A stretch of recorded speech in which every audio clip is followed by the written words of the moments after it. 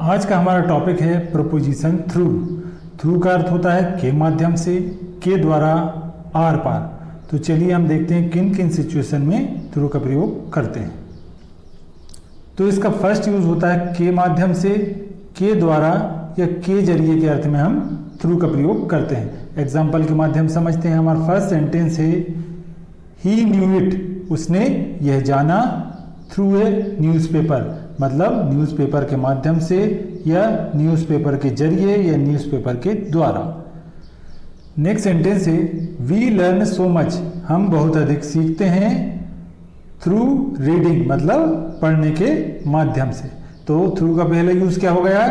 के माध्यम से, के द्वारा या के जरिए के अर्थ में थ्रू का प्रयोग हम करते हैं। थ्रू का नेक्स्ट यूज होता है इस पार से उस पार, के आर पार या के बीच से होकर गुजरना के अर्थ में भी हम थ्रू का यूज करते हैं। लेकिन कब? जब हमारा स्पेस 3 डायमेंशनल स्पेस हो, कवर्ड स्पेस हो, तो उस कंडीशन में हम थ्रू का यूज करेंगे। एग्जाम्पल के माध्यम से समझते हैं। हमारा फर्स्ट सेंटेंस है आई पीप्ड, मैंने झांका, थ्रू ए होल, मतलब छेद के आर पार यानी छेद के इस पार से उस पार। तो यहाँ हम थ्रू का यूज क्यों कर रहे हैं? के आर पार के अर्थ में। मान लीजिए ये कोई छेद है, ये क्या हो गया? एक कवर्ड स्पेस है, इसके आर पार कोई व्यक्ति देखता है तो हम के आर पार के अर्थ में काय का यूज कर रहे हैं? थ्रू का। इसी प्रकार कोई पाइप से देखता है, कोई विंडो से देखता है, कोई बाइनोकुलर से देखता है, तो हम काय का यूज करते हैं? के आर पार के अर्थ में थ्रू का। नेक्स्ट सेंटेंस है द ट्रेन वेंट, मतलब ट्रेन गुजरी, थ्रू द टनल, मतलब सुरंग के आर पार, मतलब सुरंग के बीच से होकर। तो इस प्रकार हम के बीच से होकर या के आर पार के अर्थ में यहाँ काय का यूज कर रहे हैं? थ्रू का। मान लीजिए ये कोई टनल है, कोई सुरंग है, उसके बीच से होकर कोई ट्रेन गुजर रही है, तो यहाँ पे ये एक 3 डायमेंशनल स्पेस हो गया।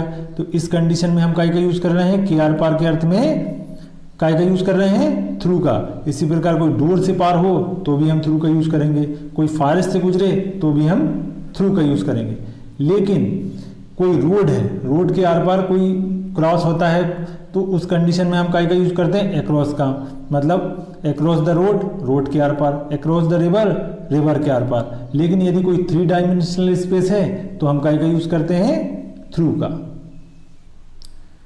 नेक्स्ट थ्रू का यूज होता है शुरू से लेके अंत तक।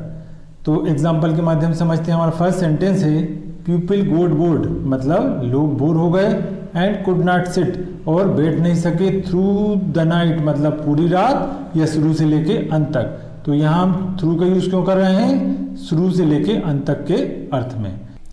नेक्स्ट सेंटेंस है ही वॉज लाफिंग, वह हंस रहा था, ऑल थ्रू द मूवी, मतलब मूवी में शुरू से लेके अंत तक। तो यहाँ हम थ्रू का यूज क्यों कर रहे हैं? शुरू से लेके अंत तक के अर्थ में। नेक्स्ट थ्रू का यूज होता है के कारण या के परिणाम स्वरूप के अर्थ में भी हम थ्रू का यूज करते हैं। एग्जाम्पल के माध्यम से समझते हैं। हमारा फर्स्ट सेंटेंस है all that was done through an evil motive, मतलब यह सब एक बुरे मकसद से किया गया था। तो यहां हम थ्रू का यूज क्यों कर रहे हैं? के कारण या के परिणाम स्वरूप के अर्थ में।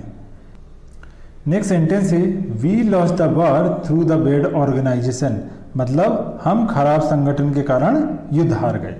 तो यहाँ हम थ्रू का यूज क्यों कर रहे हैं? के कारण या के परिणाम स्वरूप के अर्थ में। तो आज के लिए इतना ही। Thanks for watching.